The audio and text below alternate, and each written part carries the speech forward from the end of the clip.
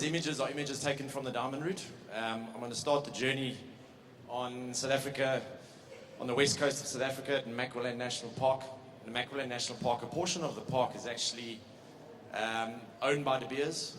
There was some previous mining and exploration activity that has happened on there, and as part of the expansion strategy with our South African national parks, we've actually made some of this land available. And so it's understanding what our impact is, and I think that's undeniably something that we can do from a mining and extraction point of view. So this is some of the alluvial mining that has happened on that part of the coastline, on the west coast of South Africa, and it's understanding that, but using the land holdings of what's there. And what makes it incredible is this unbelievable, unique biodiversity habitat that's in the area. The succulent karoo in that particular area, obviously, in a particular time of the year, around about September, just after the early rains, the most amazing flower blooms that come out there.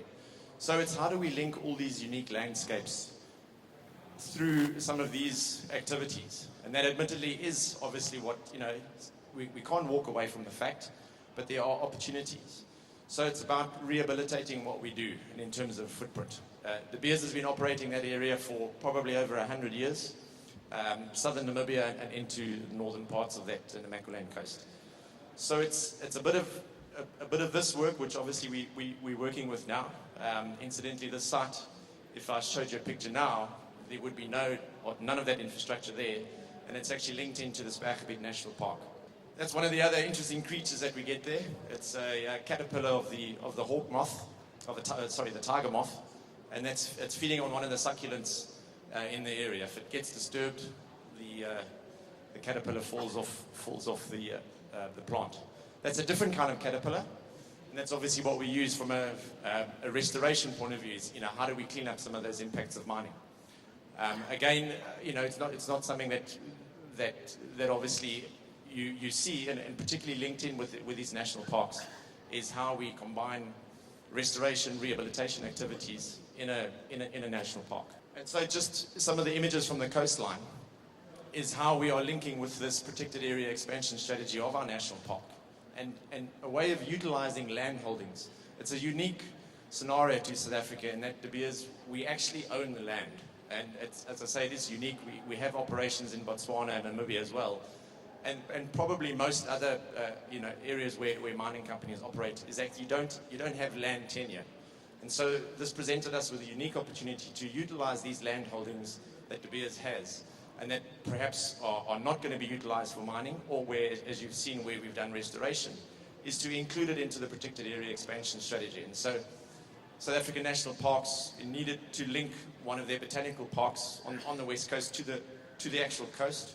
And so between the Kroon and the Spoeg River is a piece of ground which we made available to the national park. It's through a 99-year lease agreement, and so national parks actually are the managing authority, but the ownership is retained with De Beers. Just another image of some of the work that has been done there. It's a mining platform that actually walks out into the ocean to do alluvial diamond mining, and it's doing it sensitively enough, and in that environment, as I say, that we can actually link to some of these protected areas. And so the next place I want to take you to is right up on the northern border of South Africa, on the boundary of Botswana and Zimbabwe. So that's looking up the Shashi River. On your right-hand side is Zimbabwe. On the left-hand side is Botswana, and where the picture's taken from is South Africa. It's a significant area, and you probably have seen some, particularly in the SADC sessions around, trans-frontier parks. But there is obviously a mine in the area. It's one of our flagship mines in terms of De Beers. It's Venetia Mine. And it's how to balance that operation of operating in a sensitive area. Interestingly enough, the mine was actually opened and operating before the establishment of the national park, and before it was proclaimed a World Heritage Site, Mapungubwe Heritage Site, which I'm sure a lot of you are aware. And so how do we get the balance right around a mining company, but obviously operating in an area where there is a sustainability future in terms of some of our commitments towards biodiversity conservation? A lot of it is obviously to ensure economic viability, but you've got to balance that economic viability with some of these biodiversity considerations. And so again, this is an image of the artifact, one of the many artifacts that was found at Mapungubwe is the golden rhino. But it also links with that very strong link to heritage. And so it might not necessarily be a protected area that's based on biodiversity significance, but there are obviously significant cultural artifacts and history in the area. So we made a very good link with that. But that does obviously sort of counterbalance with some of the other creatures. This is a picture taken from the pit at the bottom of Venetia mine. And it's facing those challenges. How do you play that around an extractive industry operating now in a sensitive area?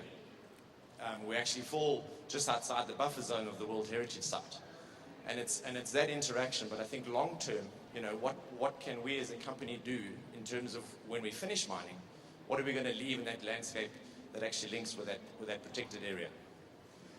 And so it's understanding that life cycle, and I think that's one of the points that's been mentioned at the Business and Biodiversity Pavilion is understanding those biodiversity considerations right throughout the mining life cycle. So you don't only start considering it when an EIA process comes around. Before you even are operating in the area, you need to understand where you are in terms of the landscape from a biodiversity perspective. And so we need to monitor and track our progress over time. When you, for instance, if you are looking in those early exploration activities, is gathering and using that biodiversity information and then monitoring that progress over time in terms of how your company performance operates towards its biodiversity commitment. And we have made as a company a no net loss commitment. Admittedly, we've probably followed suit of companies like Rio Tinto, and it's been difficult. And that's what we're grappling with now, is that are we actually achieving that, and is it achievable? And perhaps we should move away from focusing on some of these big metrics like net positive impact or no net loss, and just focus on your performance, and necessarily your performance within a sensitive environment, and an environment that interacts with biodiversity. One of the other things is obviously document some of the good stories that we've done. A rock art shelter up at Venetia. How that all fits in terms of shaping what we do is obviously very important. What it gives us as an opportunity is to understand what our footprint has been and where we need to go. And I'll just quickly sort of go through some of the next slides. Is to work within a framework, and that we've actually established things like our South African mining and biodiversity policies and frameworks, and working within that, working with government, and utilizing some of these very unique partnerships that we have through NGO organizations, research institutions, universities. That's obviously very important, and also institutions like the Mining Council. It gives us an opportunity to collaborate, and I think that's obviously very important. Building up on those partnerships and collaborating with people is vital.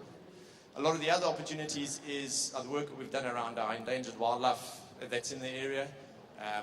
We've had projects on reintroducing wild dogs, looking at black rhino, elephant and lion, all of these operating on some of our operations, which builds reputation for the company, and it's built reputation from De Beers. That helps us ultimately deliver on our conservation objectives, working with and giving an understanding to everybody.